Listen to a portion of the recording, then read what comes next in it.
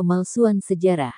Seorang ulama Yaman yang bernama Abdullah bin Sholih bin Ali Abu Talah al-Syarafi membuat sebuah artikel ilmiah berjudul Jinayat al-Istimar al-Britani ala Tarikh Hadramaut, kejahatan kolonialisme Inggris terhadap sejarah Hadramaut.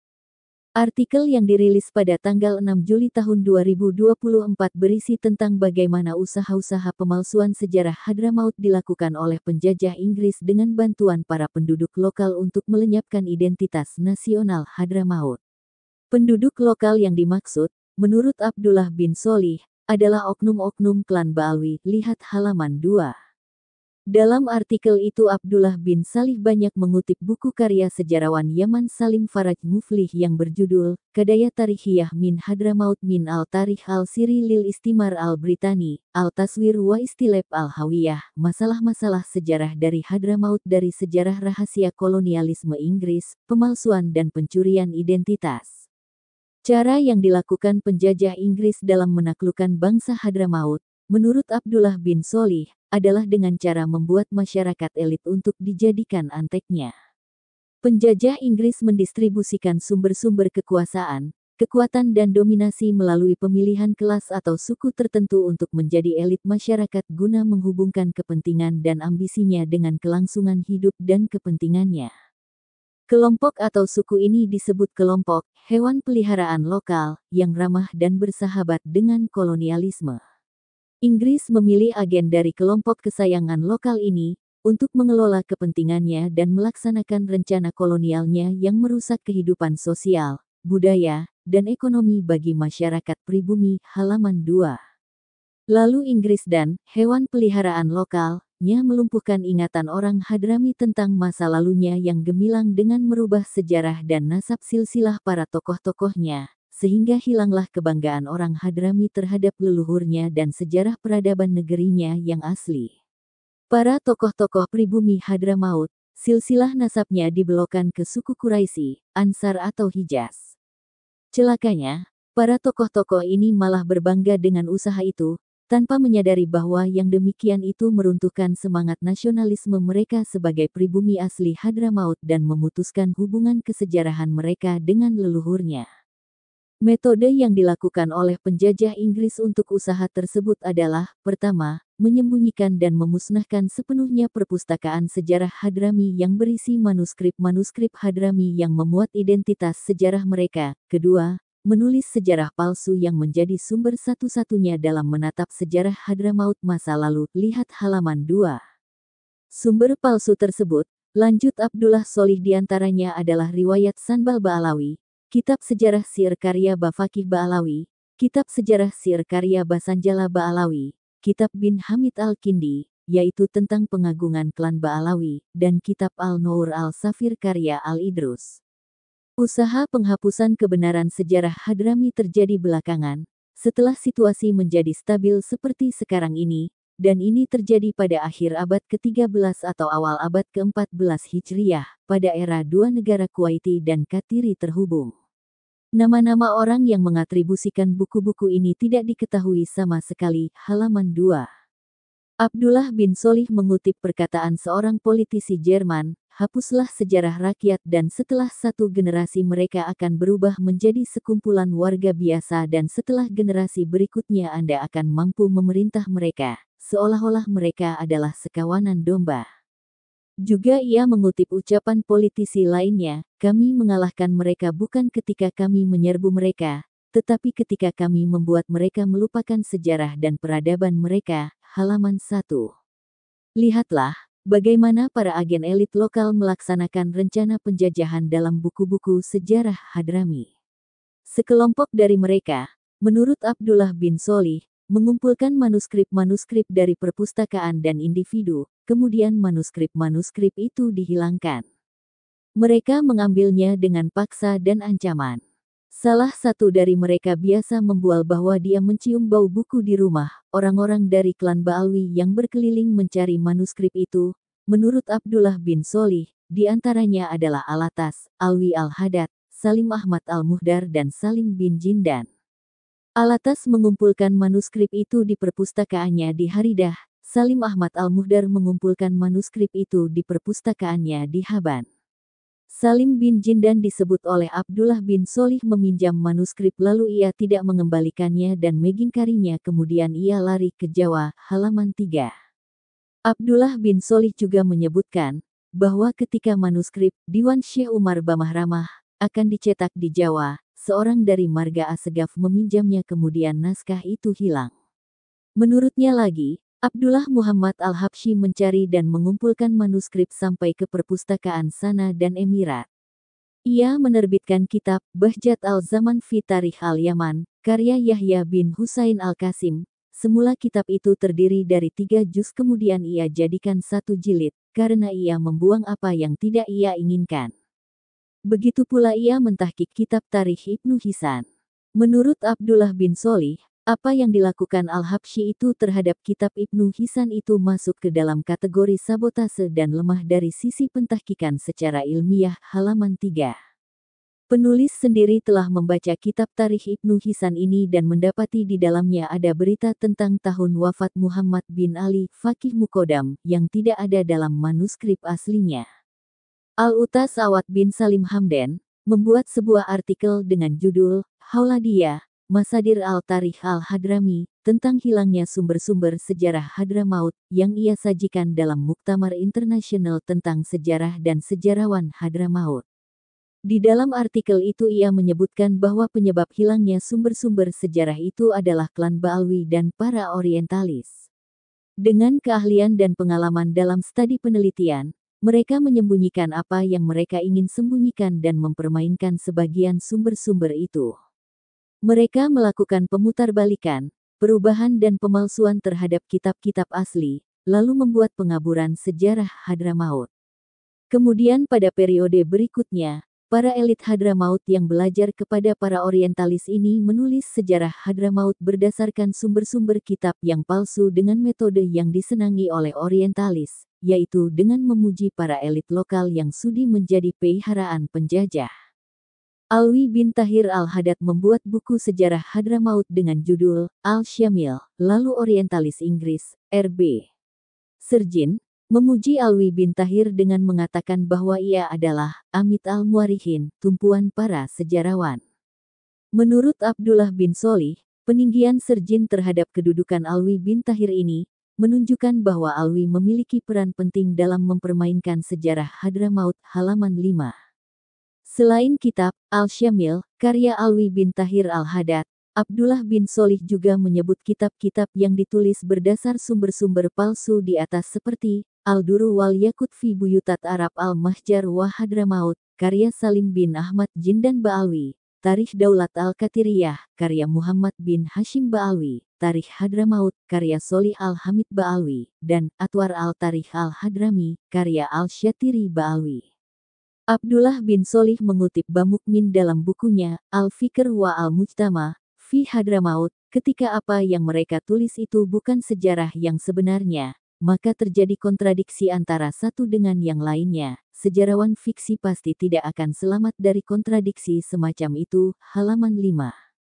Abdullah bin Sholih menambahkan, metode orientalis dalam menulis historiografi adalah al-tarsyih, menyuling, dan al-faltarah, memfilter peristiwa sejarah.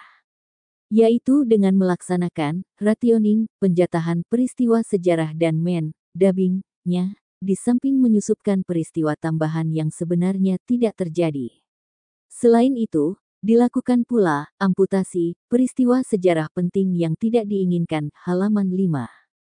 Cara-cara yang dilakukan oleh para penjajah untuk menghapus sejarah suatu bangsa, menurut Abdullah bin Sholih, adalah dengan menerbitkan kitab-kitab sejarah palsu dengan diatribusikan kepada ulama Hadramaut sebagai pemberian kredibilitas untuk kitab itu, seperti kitab Mawahib al-Qudus fi Manaqib al-Idrus yang diasosiasikan kepada Syekh Muhammad bin Umar Bahrok wafat 930 Hijriyah.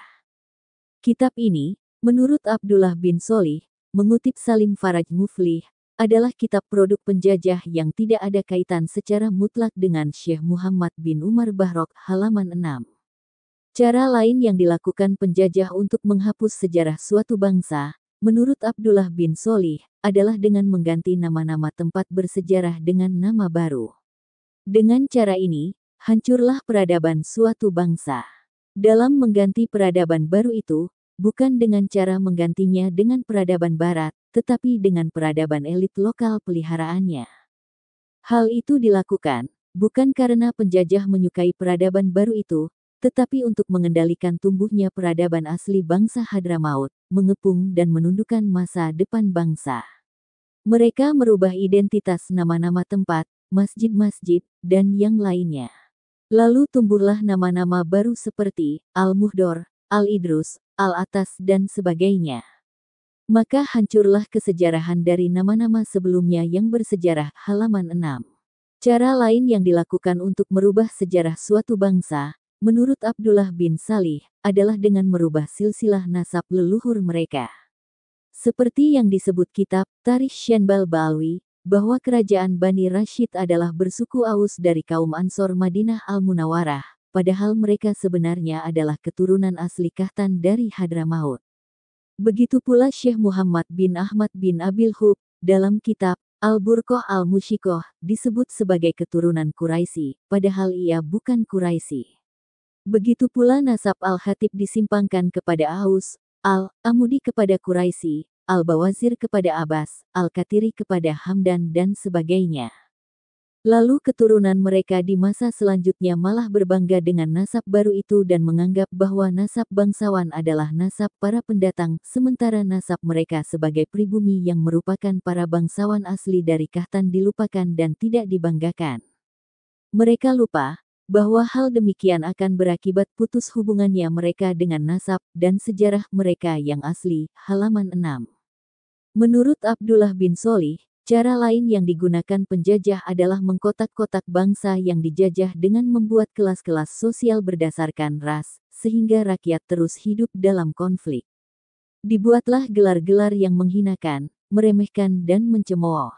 Itu semua dilakukan sebagai perendahan martabat mereka, sehingga kemudian bangsa yang telah menjadi inferior itu takut untuk melawan mereka, para penjajah dan antek-anteknya. Halaman 7. Abdullah bin Salih mengingatkan kita, jangan dikira praktik perakit dan skema-skema penjajah itu telah berhenti dengan perginya para penjajah. Skema-skema penjajah itu masih ada sampai sekarang dan dijalankan oleh para agen lokal mereka. Namun, keterbukaan ilmu pengetahuan dan pendidikan di masa ini membantu kita untuk menguji kembali berbagai narasi-narasi yang diciptakan itu. Halaman 7.